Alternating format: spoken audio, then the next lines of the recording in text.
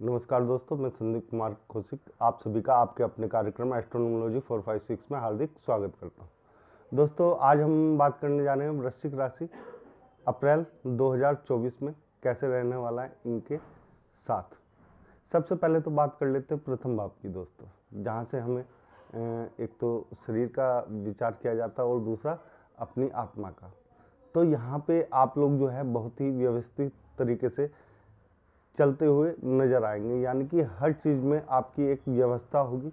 उस व्यवस्था के अनुरूप ही आप यहाँ पे कार्य करेंगे, यानी कि जो आपने नियम बना रखे हैं स्वयं के लिए, उन्हीं नियमों पे चल के आप लोगों को यहाँ पे इस महीने सफलता प्राप्त होगी। इस महीने आप लोगों के जो सोचे हुए ख्वाब हैं उनमें काफ़ी बढ़ोतरी देखने को मिलेगी और वो काफ़ी हद तक आपके पूरे भी हो जाएंगे।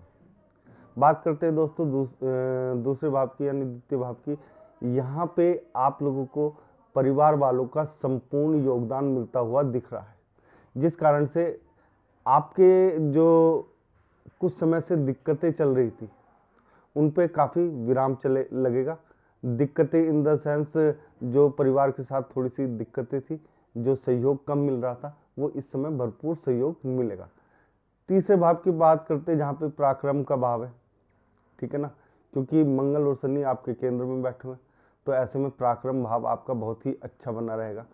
दूसरी बात यह है कि आप अपने छोटे भाई से, यानी कि आपका जो छोटा भाई होगा, उसकी आप लोग जो है हेल्प करेंगे काफ़ी हद तक और उसे आगे बढ़ने में सहयोग देंगे, जिस कारण से वो आप जो आपके और छोटे भाइयों के बीच में थोड़े से खटपट के रिश्ते थे उनमें जो है बहुत ही अच्छा फ्लो देखने को मिलेगा और आप जो है उसमें थोड़ा सा उच्च स्थान पे बैठ जाएंगे जाकर। बात करते हैं दोस्तों चतुर्थ भाव। चतुर्थ भाव में शनि और मंगल, वैसे तो इनकी युति थोड़ी सी खतरनाक मानी जाती है, लेकिन यहाँ पे आप लोगों को बहुत बड़े फायदे मिल सकते हैं। शनि मंगल जो है, जो आपको भूमि क्रय करनी थी काफ़ी लंबे समय से, ठीक है ना, उस भूमि को आप क्रय करने का समय जो है वो यही माह होगा। यानी कि आपकी जो अभिलाषाएं थी, कोई बड़ा ज़मीन या प्लॉट वगैरह इस तरह की जो चीज़ें थी, उसे खरीदने का जो आप लोग सोच रहे थे काफ़ी समय से, वो इस समय जो है काफ़ी हद तक पूरा होता हुआ यहाँ पे नज़र आ रहा है। ज़मीन के साथ साथ आपको वाहन का सुख मिलना यहाँ पे तय। थोड़ी सी अपनी माता के साथ जो है आप लोगों को जैसे व्यवस्थित होकर चल रहे हैं वैसे ही अपने माता पिता की जो सेवा करनी है आप लोगों ने बहुत ही व्यवस्थित तरीके से करनी है, क्योंकि यहाँ पे माता के साथ थोड़ा सा आप लोगों को कम हो सकता है मन मुटाव हो जाए। लेकिन अगर आप ये सब करोगे तो आपको यहाँ पे दिक्कतों का सामना करना पड़ेगा, यानी कि भूमि भवन जो है या वाहन है या जो सुख है ऐश्वर्य है उसमें आपको यहाँ पे कमी देखने को मिल जाएगी। आप लोगों को अपनी माता के साथ संबंध उचित तरीके से बना के रखने, उनका ख्याल रखना है दोस्तों। उनकी सेवा भाव करोगे तो ही कुछ परमात्मा आपके लिए आगे का रास्ता जो है साफ करेगा और बहुत ही अच्छे तरीके से आप लोगों को जीवन में आगे बढ़ने का मौका मिलेगा। यहाँ पे आपका एक तरीके से मील का पत्थर भी साबित हो सकता है ये महीना आपके लिए।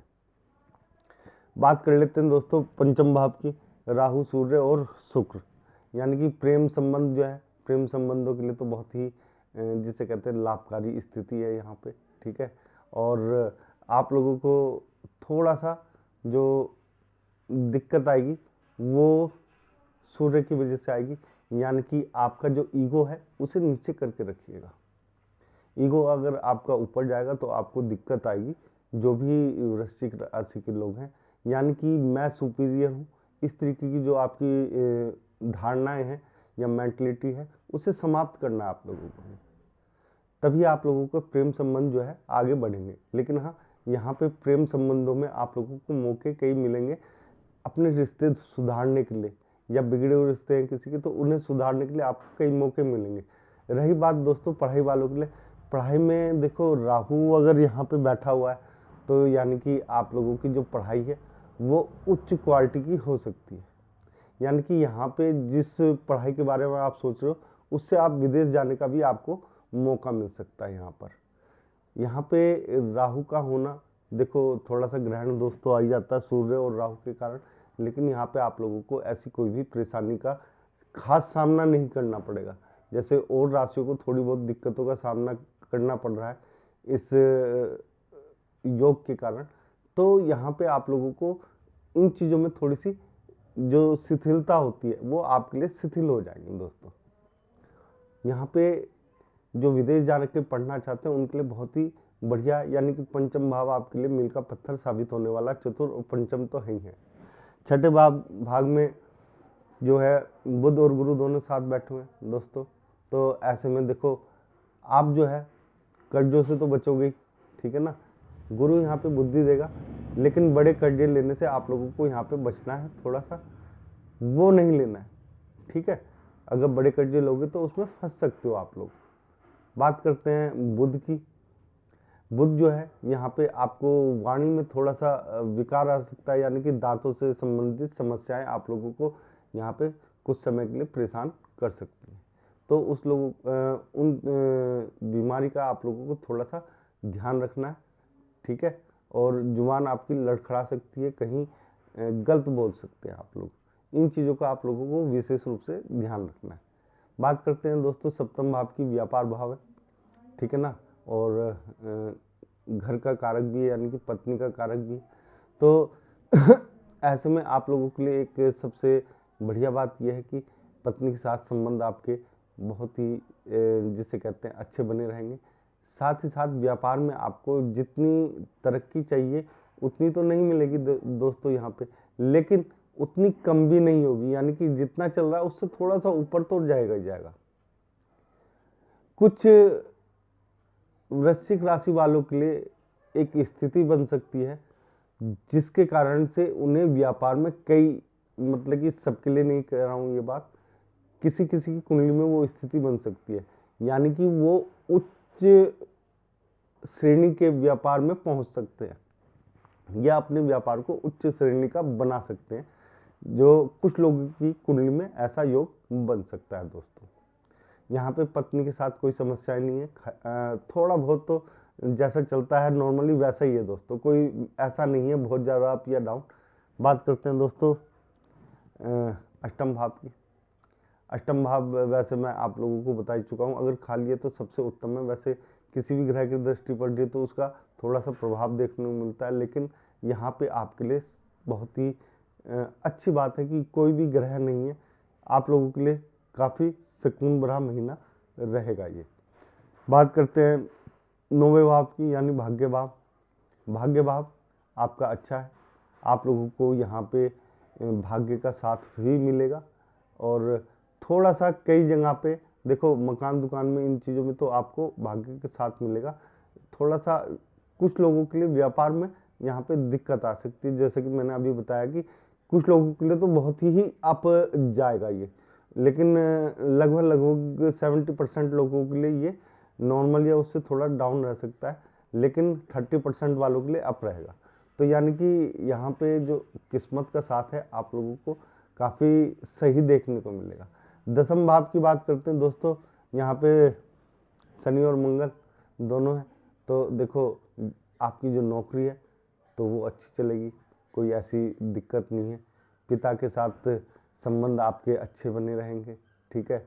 मंगल होने के कारण आप अपने पिता को कहीं यात्रा पे ले जा सकते हैं, ठीक है दोस्तों। इसके बाद बात करते हैं 11वें भाव की, यानी कि यहाँ पे बैठे हुए हैं केतु महाराज। केतु महाराज जी का कार्य ये है कि दोस्तों आप लोगों को, आप किसी चीज़ के बारे में उतना मत सोचिए जितना आप सोचते हो किसी और चीज़ के बारे में। यानी कि अगर आप यहाँ पे पैसा कमाने के बारे में सोचेंगे तो पैसा आपसे दूर भागेगा। आप लोगों को पैसा कमाने के बारे में नहीं सोचना है, जो कार्य कर रहे हैं उसके बारे में लगे रहिए, मेहनत करते रहिए। तो केतु जब भी आप मेहनत करेंगे, या शनि है आप लोगों के केंद्र में, तो ऐसे में आप लोगों को देखो दोस्तों ज़्यादा घबराने की ज़रूरत नहीं है। बस क्या है कि आपको खाली कर्म पे ध्यान देना है।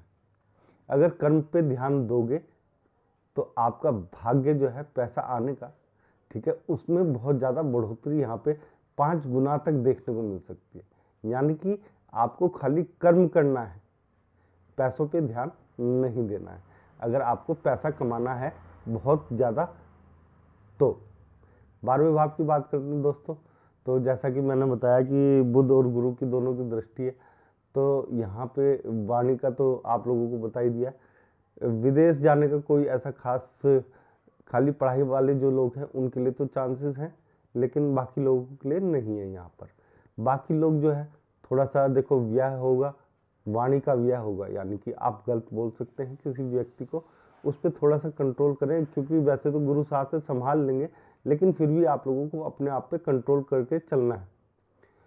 किसी को ऐसी बात ना बोलें कि जिससे उसे बुरी लगे दोस्तों, ठीक है ना। इसके बाद आपका जो है थोड़ा सा ज्ञान में रुचि जो है वो बढ़ेगी। ज्ञान आप जो है दूसरों को बांटने की कोशिश करोगे, जिससे आपको थोड़ी सी प्रसिद्धि यहाँ पे मिलती हुई दिखाई दे रही है। दोस्तों अगर आप लोगों को हमारे छोटा सा कार्यक्रम पसंद आया तो ज़्यादा से ज़्यादा लाइक करें, शेयर करें और हमारे चैनल को सब्सक्राइब करना ना भूलें। जय श्री राम।